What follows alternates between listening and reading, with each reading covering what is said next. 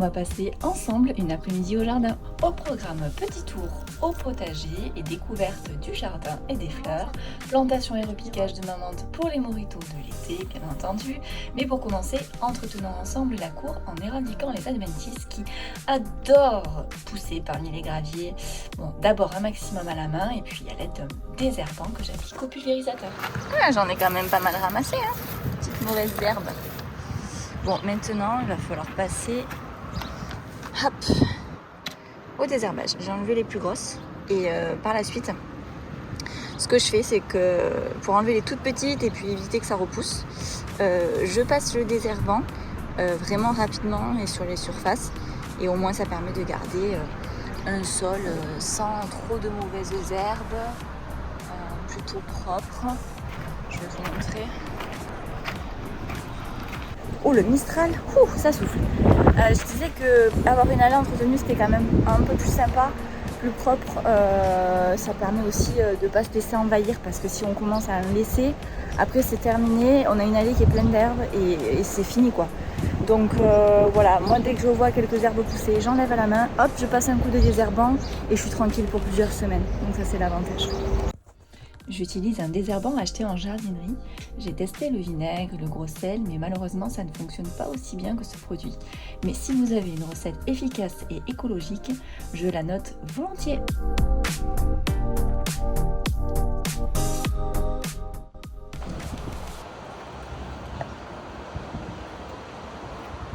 J'ai eu dans mon jardin de très belles tulipes. J'avais planté des bulbes. En plus, j'ai tardé pour les planter.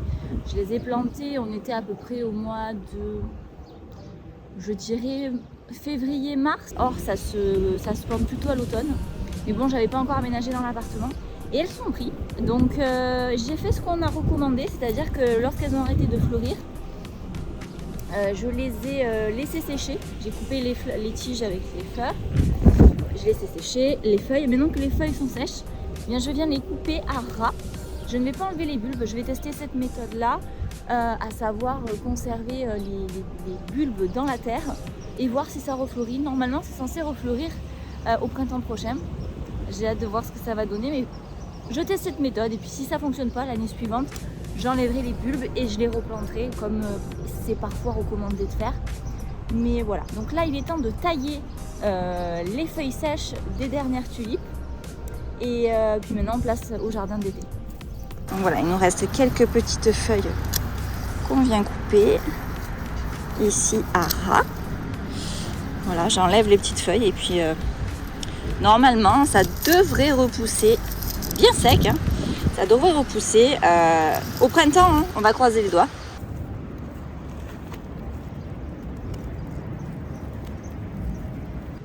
Et petit tips, est-ce que vous savez d'où venaient mes tulipes, en tout cas les bulbes que j'ai achetées? Elles venaient tout simplement de B&M, vraiment un magasin qui n'est pas du tout spécialisé en jardinerie. Elles étaient vraiment pas chères, je venais d'aménager, je me suis dit bon, qui tente rien, on n'a rien. J'ai planté des bulbes de muguet, des bulbes de tulipes. Les muguets, il y en a un qui a poussé, donc là c'était relativement pas une réussite. Par contre, les tulipes, elles ont toutes poussé et elles étaient absolument magnifiques. Donc, conclusion, B&M, quand ils vendent des petites bulbes, eh bien ça fonctionne, voilà.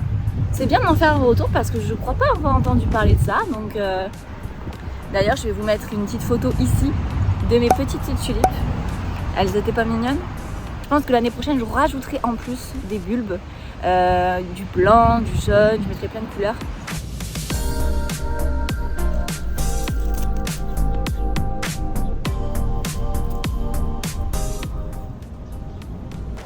Dernière petite mission du jour avant d'arroser, j'aimerais repiquer un peu de ma menthe dans mon jardin.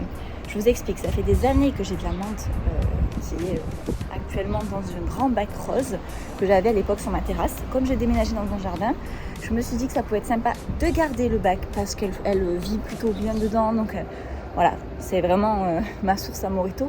Donc je ne vais pas la couper. Par contre, j'aimerais bien en prendre quelques petites boutures, les mettre dans le jardin et je pense que elle devrait partir à côté des aromatiques. Alors je ne le mets pas au milieu des aromatiques parce que on sait que la menthe c'est vraiment du chien dent, ça va pousser et ça va tout écraser. Donc le but c'est pas que ça écrase ma ciboulette et mon basilic. Mais je vais le mettre à côté.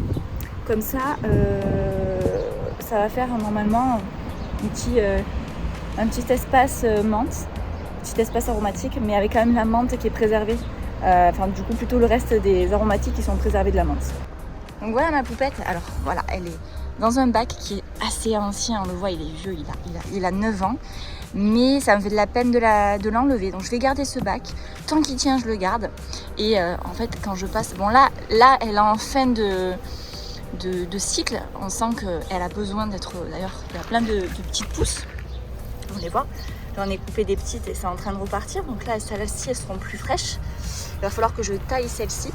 Mais ça sent tellement bon quand je passe la main dedans. Oh là là, c'est incroyable. Donc je vais en extraire une petite feuille, je pense, une comme ça, une petite fine, avec bien les racines. Et je vais la planter en terre pour essayer de la démultiplier encore pour faire davantage de mojito. Voilà, je viens de la planter. Donc j'ai planté 2 petites branches bien profondément avec les racines.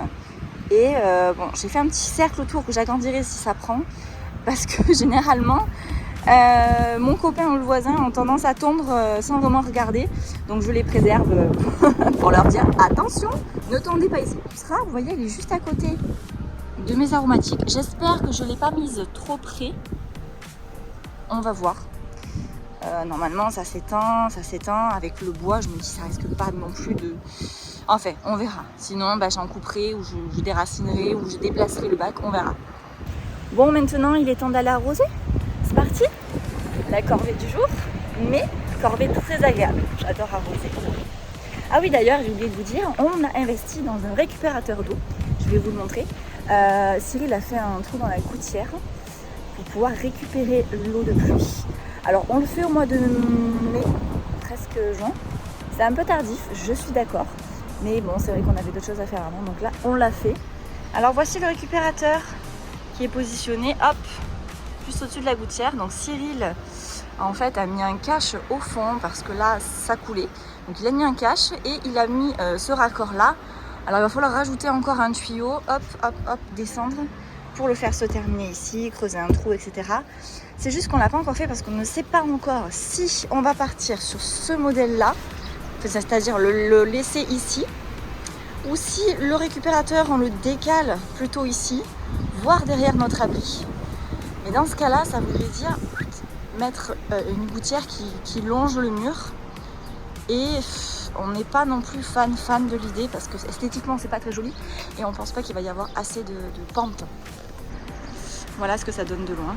Donc voilà, soit on continue ici, on peut le pousser un peu en dessous, soit on le décale, on le met là où il y a la plancha actuellement, mais il va falloir faire courir une gouttière et derrière l'abri ce sera encore plus compliqué parce qu'il n'y aura pas la pente. Donc je pense que derrière l'abri ce sera mort.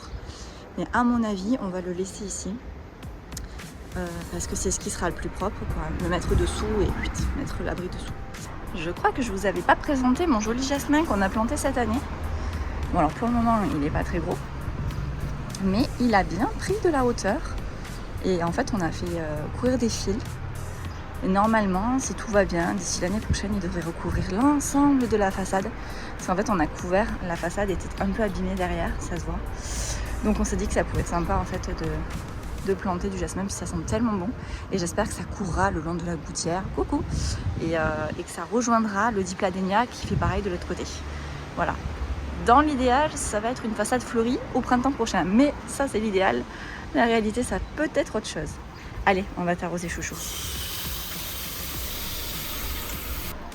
J'en profite pour vous montrer mon rosier qui commence à fleurir. Coucou la jolie rose. Celle-là, elle est toute petite, mais logiquement, il va m'en faire un peu partout. On a des bourgeons ici, on en a ici. Par contre, je constate aussi qu'il y a des petits nuisibles sur mes bourgeons. Alors ça, je ne sais pas tout ce que c'est. Ça n'a pas l'air d'être des pucerons. Mais j'ai vu des pucerons. C'est où je les ai vus? Je les ai vus ici. Alors je ne sais pas si on va arriver à voir. Voilà. Voici les petits pucerons qui m'enquiquinent et que je n'arrête pas de traiter. Alors désolé, il y a du vent, c'est génial. Mais voilà, j'essaie de les éradiquer, j'ai un produit, ça fonctionne, mais ils reviennent de suite, quoi. C'est très compliqué. Donc voilà, si vous avez une solution autre que le savon noir et que les produits qu'on achète en magasin pour les pucerons, je suis preneuse parce que là, chaque année, c'est vraiment une catastrophe, quoi. Les coquins, on vous veut pas sur nos rosiers. Ah là là, en tout cas, ils m'ont fait de très très jolies roses.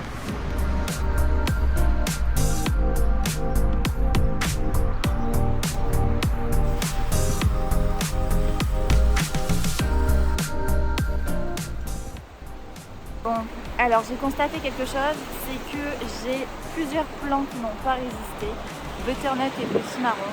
Je pense que c'est le vent qui leur a fait vachement mal.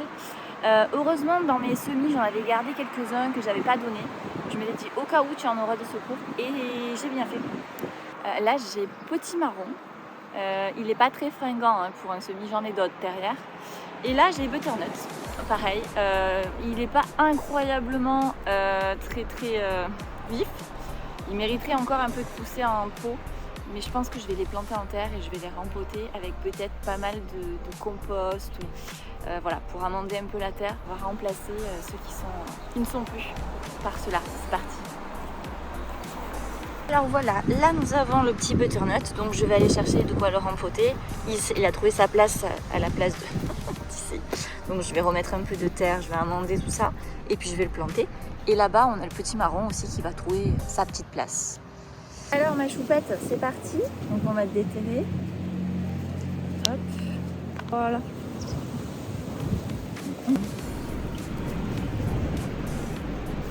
Je prends du terreau. Et je vais venir, hop, je referme le géotextile, hop, pour les mauvaises herbes.